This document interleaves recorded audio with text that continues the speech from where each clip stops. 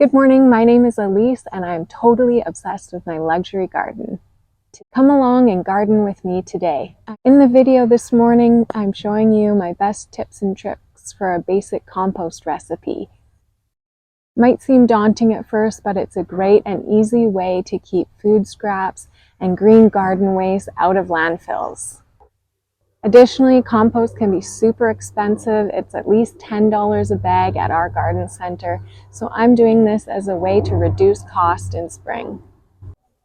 I have started my own compost routine of taking scraps down after I've done cooking and putting any garden green waste like weeds that haven't bloomed yet, just scraps from my veggies, for example, bits and pieces off of these kale that I'm not using. All of that sort of stuff has been going into my compost. Now I need to add to it some brown matter, which I'm going to talk about throughout this video. So come on and I'll show you my tips and tricks on how to make your basic compost recipe. So right now I'm standing in front of my compost bin and I'm about to add in compost from food scraps, newspaper, and some brown paper that came in a package that I received. I don't have the lid off the compost yet because it is just swarming with bugs when I open it, but composting is nature's way of providing nutrients to plants. So I am trying to get my own compost growing, because if you use your own, or not growing, sorry, get my own compost decomposing, because if you use your own compost, you don't have to use as much fertilizer in your garden. So through a process of decomposition, organic matter is transferred into the nutrient-rich soil of compost, perfect to mix into your existing soil. It can be built solely out of leaves and grass clippings or ingredients like paper or leftovers, just like I'm showing you here, which is a little gross. Maybe you don't want to look at that. But it's a great way to keep things out of the landfill, and it is organic for growing your own vegetables. So it's just definitely something good to do no matter the size of your garden. So let me just show you what it looks like in the bin, which is full of bugs right now. So this is my compost bin. These can just be purchased at a local hardware store. I think it was around $100. And when I open this, a ton of bugs are going to come at my face. So here we go. Ah! Nasty. But great. So this is what the top looks like. I'm going to add in my scraps.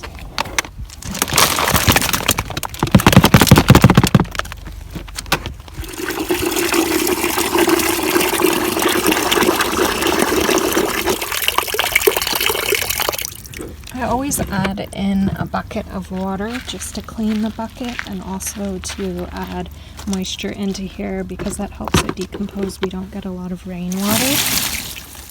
So I pour that in, and now I'm adding in the brown paper, and I will kind of cut each page of newspaper and put that in there to kind of separate it, otherwise it just all sticks together. So I'll separate it and put this in.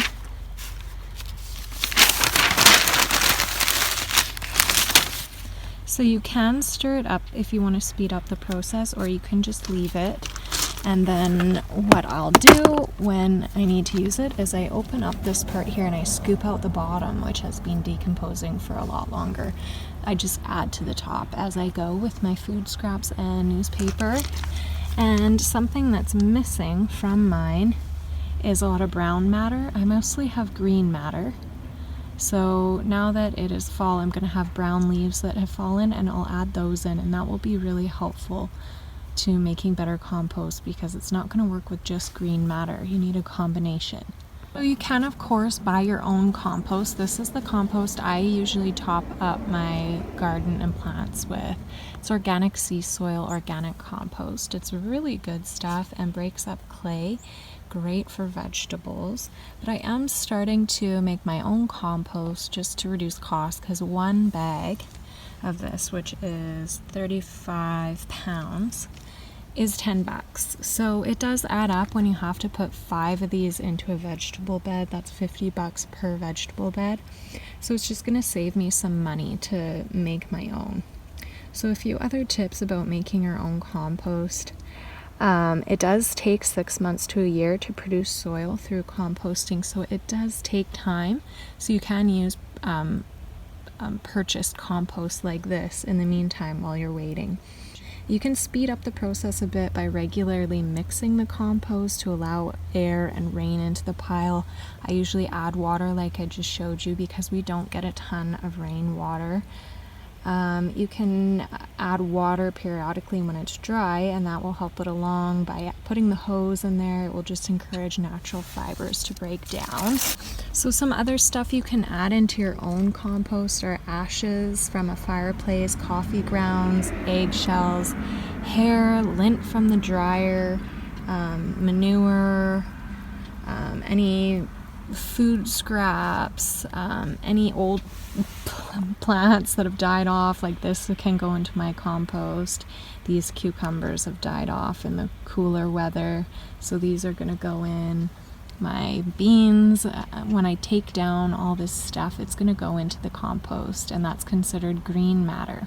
And then you also have to add in brown matter, which is anything dried, like dry leaves, anything brown, wood, but you want to break it up so it breaks down faster. And my problem right now with my compost is I don't have a lot of brown matter, so that's something I'm working on now by adding in the brown paper. And as we get further into fall, these leaves on my maple tree, and I have another tree up there at the top, and I have a couple at the back, and all these dogwoods, their leaves are going to dry up and fall off, and then I can add those in, and that will be some brown matter that's going to help actually create the compost. If I only have green in there, it's not going to work.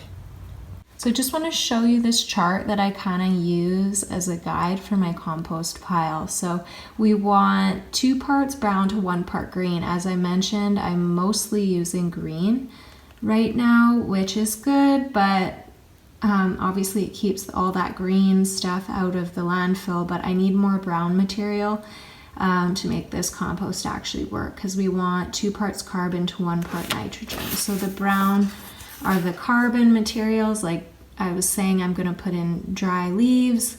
These are some other options though that you can use for brown material. Woody debris such as bark, wood shavings, straw, hay, nutshells, wood ash, soil, twigs. So any old soil you have from, potted flowers, throw that in. And then green materials are anything you use in your kitchen, any green leaves, tea bags. I drink a lot of tea, so I always put tea bags in there. And then there's the compost activators that help out, which I have put a handful of a purchased compost activator in a couple months ago when I first started my compost pile. So this is a great chart for you to screenshot and look at if you're trying to figure out what to put in your compost pile.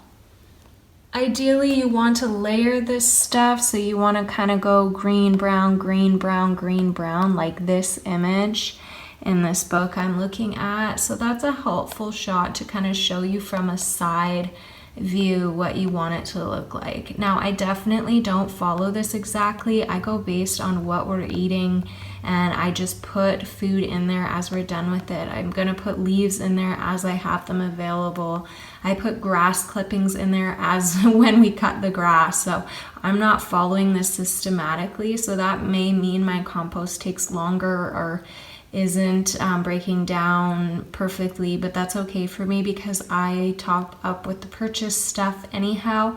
This is an addition to save me money and to get going on it. So I just wanted to let you guys know how you can do the same thing. All this brown stuff is going to be great for my compost because I needed this brown carbon to create compost. I have a lot of nitrogen rich items that have been going in there, but not a lot of carbon rich brown stuff, so this is perfect.